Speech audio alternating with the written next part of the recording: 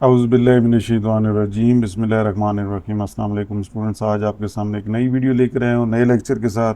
और जिस तरह आपको पता है कि हम एक्सरसाइज कर रहे हैं चैप्टर 1 की, तो हमारे कुछ क्वेश्चंस रह गए हैं, तो उन्हीं रह क्वेश्चंस के ऊपर इंशाल्लाह आप लोगों के साथ आज डिस्कशन होगी। चैनल पर फर्स्ट टाइम आया तो चैनल को जल्दी से सब्सक्राइब कर लीजिएगा। और ये जो क्वेश्चन आपके सामने बुक के ऊपर मौजूद हैं, फर्स्ट चैप्टर की एक्सरसाइज है, लॉन्ग क्वेश्चन हम पढ़ रहे हैं। इनमें से मैंने पहला, दूसरा और तीसरा जो है वो प्रीवियस वीडियोस के अंदर बता दिए। ठीक है जी, आप वो देख सकते हैं। और उसके बाद आज जो हमारा टॉपिक है वो 4 और 5 क्वेश्चन के ऊपर ही है। और इंशाल्लाह ये छोटी वीडियो ही होगी, इंशाल्लाह कोशिश करेंगे जल्दी से ख़त्म हो जाए, इतनी लेंथी भी नहीं है। तो शुरू करते हैं जी। आज जो क्वेश्चन नंबर 4 जो है, इसमें कहा गया है कि you are developing a food delivery application, कि आप एक सॉफ्टवेयर बना रहे हैं और उस सॉफ्टवेयर के अंदर क्या है कि आपने फूड को डिलीवर करना है, खाना एक डिलीवर करना है। आपने करना क्या है, क्रिएट अ सीक्वेंस डायग्राम। जिस तरह आपने सीक्वेंस डायग्राम पढ़ी हैं, तो आपने एक सीक्वेंस डायग्राम बनानी है to show the process of placing an order. उसके अंदर आपने डायग्राम्स के अंदर ये प्रोसेस दिखाने हैं, लाइक ऑर्डर किस तरह रखना किया जाएगा, from the customer selecting items, उनमें से किस तरह वो कस्टमर सेलेक्ट करेगा और वो फिर ऑर्डर करेगा, और फिर उसके बाद वो ऑर्डर उसको डिलीवर होगा। ये जो सवाल आपको दिया गया है, इस तरह के सिनेरियो बेस्ड क्वेश्चंस दिए जा सकते हैं। ज़रूरी नहीं है कि इसी तरह का सवाल आ जाएगा, हो सकता है कि यही आ जाए, लेकिन कोई भी सिनेरियो होगा, सिर्फ आपको सीक्वेंस डायग्राम्स का पता होना चाहिए। तो अभी यहाँ पर मैंने ये डायग्राम बनाई हुई है। ठीक है जी, तो ये आप आंसर 4 है आपका। इसमें सबसे पहले हम करेंगे क्या, कि मैंने ये पॉइंट्स लिख दिए हैं। एक कस्टमर जो है वो सबसे पहले रेस्टोरेंट को सिलेक्ट करेगा। उसमें से जब रेस्टोरेंट को सिलेक्ट कर लेगा, फिर क्यों करेगा, ऑनलाइन फूड ऑर्डरिंग सिस्टम के लिए, मतलब ऑनलाइन ऑर्डर करने के लिए। फिर ऑनलाइन फूड ऑर्डरिंग सिस्टम के अंदर वो क्या होगा, मेन्यू आपको दिखाया जाएगा। रेस्टोरेंट डेटाबेस में से आपको मेन्यू ला के दिखाया जाएगा। ऑनलाइन है ना, और सारा काम हम ऑनलाइन कर रहे हैं। फिर रेस्टोरेंट डेटाबेस में से वो मेन्यू दिखा दिया जाएगा, और ऑनलाइन फूड ऑर्डरिंग सिस्टम की बुनियाद पर फिर उसमें ऑनलाइन फूड ऑर्डरिंग सिस्टम के अंदर आप ऑर्डर करेंगे। आपको मुख्तलिफ मेन्यूज़ वहाँ पे डिस्प्ले होंगे, उसमें से कस्टमर सेलेक्ट करेगा, एक ऑर्डर प्लेस करेगा और ऑनलाइन उसने ऑर्डर रख दिया। फिर उसके बाद वो ऑर्डर जो है वो रेस्टोरेंट वालों के पास जाएगा, वो कंफर्म करेंगे। कंफर्म करने के बाद वो कंफर्मेशन भेजेंगे कस्टमर को, जी ठीक है जी, आपका ये ऑर्डर हमें रिसीव हो, मतलब हो गया। उसके बाद वो पेमेंट आपको कहा जाएगी, कस्टमर पेमेंट देगा। ठीक है जी। फिर फूड ऑर्डरिंग सिस्टम, जो सिस्टम है जिसके अंदर उसने पेमेंट करनी है, वो कंफर्म करेंगे पेमेंट। और उसके बाद फिर वेरिफिकेशन पेमेंट की हो जाएगी। फिर उसके बाद ये आपको डिलीवरी के लिए वो ऑर्डर भेज दिया जाएगा, और फिर आपको डिलीवरी पर्सन आपके पास आएगा, रिसीव आपको ऑर्डर दे प्रोवाइड करने। कस्टमर जो होगा वो उस ऑर्डर को रिसीव करेगा रेस्टोरेंट को सिलेक्ट करके, और उसके बाद जो है यहाँ पर ये आपका जो ऑर्डर है वो रिसीव हो जाएगा। अब इसकी डायग्राम्स जो हैं, मेन चीज़ आपने देखनी है डायग्राम। ये मैं थोड़ा जूम कर लेता हूँ कि सबसे पहले ये देखिए जी, ऊपर आपने बॉक्सेस बनाने हैं। ठीक है, ये भी मैंने डायग्राम एक एआई वेबसाइट से उठाई है, मतलब कमांड्स दे के कमांड देनी पड़ती है। अच्छा, उसके बाद customer online food ordering system, restaurant का डेटाबेस जिसमें से आप मेन्यूज़ देखेंगे, रेस्टोरेंट वाले, और पेमेंट गेट पे, पेमेंट की जो गेट पे, पेमेंट गेट में मतलब जो पेमेंट आप देंगे, और डिलीवरी पर्सन। अब सबसे पहले देखेंगे कि ये लाइंस डॉटेड लाइंस होती हैं। अब यहाँ पे जूम करके मैं और नहीं दिखा सकता।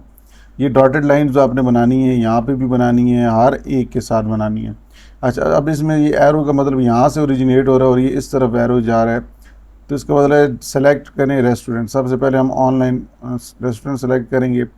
फिर उसके बाद हम मेन्यू को फैच करेंगे। कहाँ से करेंगे, डेटाबेस रिटर्न। जो रेस्टोरेंट आपने ऑनलाइन सेलेक्ट किया होगा, तो जाहिर सी बात है उसके अंदर ऑनलाइन जो वेबसाइट के अंदर डेटाबेस होगा, हम उसके अंदर से वो मेन्यू देखेंगे। अब ये जो है, इसका मतलब है यहाँ से ये रिटर्न होगी। जो मेन्यू होगा वो रिटर्न करके भेजा जाएगा वापस ऑनलाइन फूड ऑर्डरिंग सिस्टम में, और ऑनलाइन फूड ऑर्डरिंग सिस्टम से वो भेजा जाएगा कस्टमर को, डिस्प्ले करा के दिखा दिया जाएगा। फिर कस्टमर उस मेन्यू को देख के फिर ये ऑर्डर प्लेस करेगा, कहाँ पे जी, ऑनलाइन। और फिर वो ऑर्डर जो है ऑनलाइन उस सिस्टम में से भेज दिया जाएगा रेस्टोरेंट वालों के पास। अब रेस्टोरेंट वाले इसको कंफर्म करेंगे और ये कंफर्म करने के लिए वो इसी सिस्टम को भेजेंगे ऑनलाइन और इसके थ्रू वो यूज़र को भेज देंगे वो कंफर्मेशन।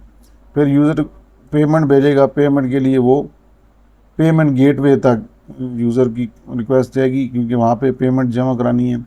तो यहाँ पर पेमेंट की वेरिफिकेशन जब हो जाएगी, मतलब आप वेरीफाई करेंगे, वो वेरिफिकेशन और सिस्टम के थ्रू भेजी जाती है कंफर्मेशन कि आपने पेमेंट कर दी है कस्टमर को।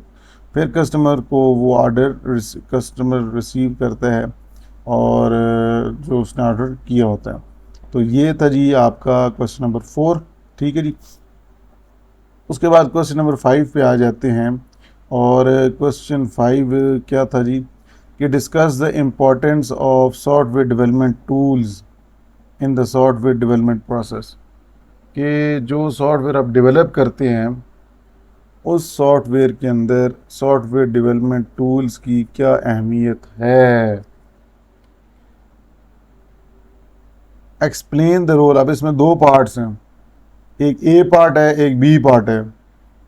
ए पार्ट जो है इसके अंदर कहा गया है explain the role of language editors, translators and debuggers in creating and maintaining software. Software बनाने के अंदर, इस्तेमाल करने के अंदर इनका क्या किरदार है, इनके बारे में बताएं।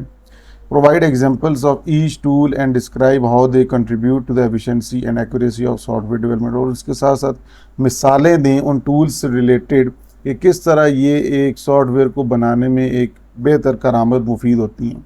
ठीक है जी। तो ये क्वेश्चन था। ठीक है जी। अब हम इसका आंसर मैं आपको बता देता हूँ। ए पार्ट जो है उससे पहले कि software development tools are essential. Essential जो होता है बहुत ज़रूरी हैं। ठीक है, इंपॉर्टेंट भी कह सकते हैं।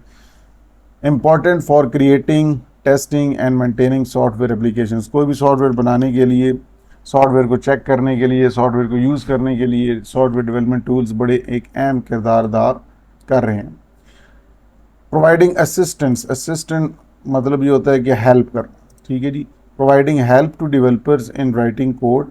सॉफ्टवेयर डेवलपमेंट टूल्स जो होते हैं ये डेवलपर्स की मदद करते हैं कोड लिखने में, कोड के अंदर कोई प्रॉब्लम्स हैं उनको फाइंड करके फिक्स करने में और एक बेहतर प्रोजेक्ट्स को मैनेज करने में, सॉफ्टवेयर प्रोजेक्ट को चलाने में। तो पहला जो क्वेश्चन था जो कि हम दोबारा उसकी तरफ अगर जाएं,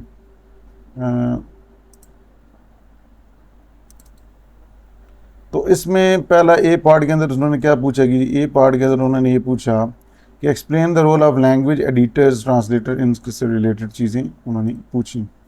तो अब यहाँ पर पहले मैंने लिखा है कि जी software development tools are very important for making good software quickly and easily. ठीक है, ये आसान है। They help developers to write, edit and organise their code. Tools, यहाँ पे थोड़ी गलती मैंने लिख दी है, like tools like code editors, क्योंकि हम बात इसकी कर रहे हैं। Tools like code editors make writing code faster. इससे आपका कोड तेज़ी से आप उसके अंदर कोडिंग कर सकते हैं और कन्फ्यूजन भी नहीं होती प्रोग्राम लिखने में। एक तो कोड एडिटर का हमने ये बता दिया। फिर डिबगिंग। डिबगिंग टूल्स जो होते हैं ये आपको कोड के अंदर आपके कोई इश्यूज़ आ जाएँ, मिस्टेक्स आ जाएँ, एरर्स आ गए, उनको ठीक करने में मदद करते हैं। ठीक है, तो डिबगिंग भी हमारा यहाँ पर ये हो गया। फिर टेस्टिंग टूल्स होते हैं।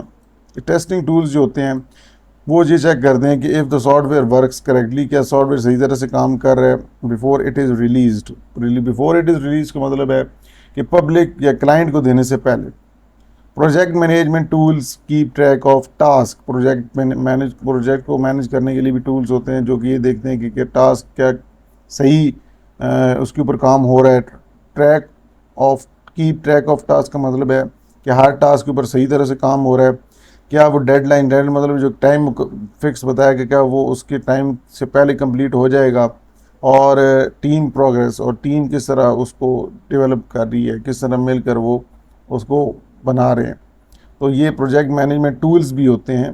ठीक है जी, ये इस्तेमाल किए जाते हैं इन चीज़ों को, डेडलाइंस, टीम की प्रोग्रेस, टास्क को ट्रैक करने के लिए। Using the right tools save time. वो कह रहे हैं कि अगर आप सही टूल्स को सही वक्त पर इस्तेमाल करेंगे तो इससे बहुत सारे एरर्स जो हैं वो आने के चांसेस कम होंगे। रिड्यूसेस एरर्स, तो इस तरह डेवलपमेंट के दौरान एरर्स बहुत कम होंगे, बल्कि होंगी नहीं अगर आप प्रॉपरली इन टूल्स का इस्तेमाल करेंगे। They also make it easier to update and maintain the software later. फिर आप बाद में अगर अपडेट करना चाहें, कोई चेंजिंग करना चाहें सॉफ्टवेयर के अंदर, तो वो भी आप इन टूल्स की बदौलत आसानी से परफॉर्म कर सकते हैं। अच्छा, अब ये तो आपका हो गया जी ए पार्ट। अब बी पार्ट के अंदर वो क्या कहता था कि कुछ एग्जांपल्स भी बताएं इन टूल्स से रिलेटेड। ठीक है, इन टूल्स से रिलेटेड एग्जांपल। अब जो कोड एडिटर है उसकी एग्जांपल मैं आपको बता देता हूँ। ठीक है, code editor like Visual Studio code helps code developers to write and organise code easily. तो कोड एडिटर की ये एग्जांपल होगी वीएस वीएस कोड। डिबगर जो होता है GDB finds mistakes in the code, वो कोड के अंदर गलतियाँ निकालता है and shows where the problem is, और उसको दिखाता है यूज़र को, डेवलपर को, कोडर को कि कहाँ पर मसला मौजूद है। डिबगर क्योंकि होता ही यही है ना इसी मकसद के लिए, क्योंकि उन्होंने एग्जांपल दी है, उन्होंने एग्जांपल भी बताएं। तो एग्जांपल ये होगी जीडीबी। अब कंपाइलर, कंपाइलर जीसीसी, ठीक है, यहाँ पे ये कंपाइलर है, converts code into machine language so computers can understand it. अब यहाँ पे कंपाइलर जीसीसी इसलिए इस्तेमाल किया जाता है कि वो मशीन लैंग्वेज को कंप्यूटर के अंदर कन्वर्ट कर सके। एन इंटरप्रीटर, इसी तरह फिर अब कंपाइलर के साथ जो है वो आ गया जी, अल्लाह भला करे, इंटरप्रीटर।